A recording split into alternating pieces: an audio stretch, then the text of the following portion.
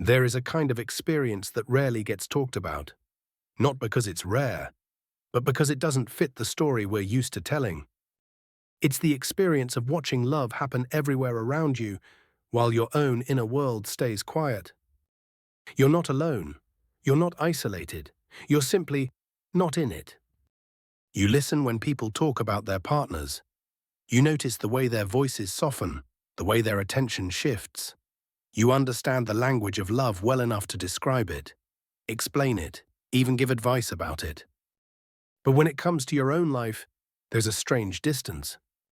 Not emptiness, not numbness, just distance. And at some point, a quiet question forms. Why hasn't this happened to me? Psychology doesn't see this as a failure or a delay. It sees it as a pattern. A pattern shaped by temperament, nervous system wiring, and early emotional learning. Some people grow up learning that closeness is unpredictable.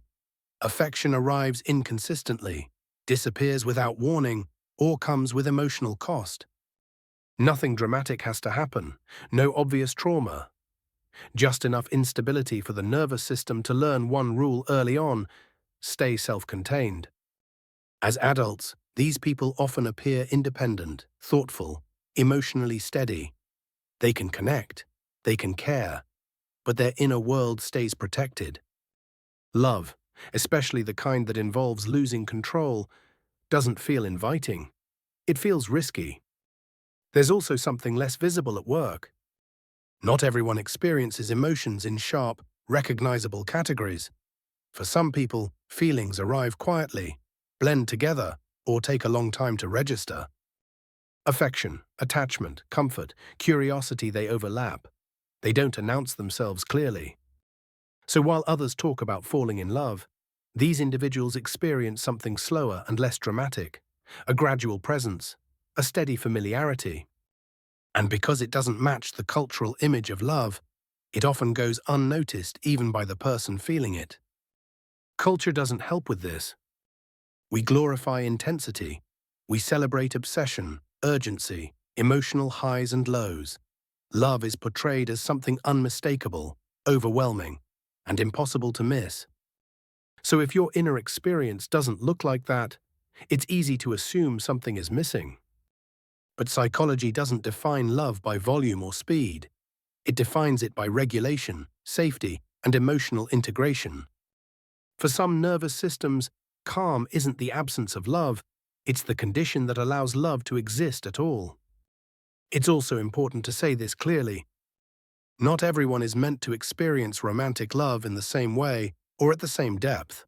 Some people simply orient toward connection differently. They invest deeply in ideas, work, friendships, solitude, or meaning itself.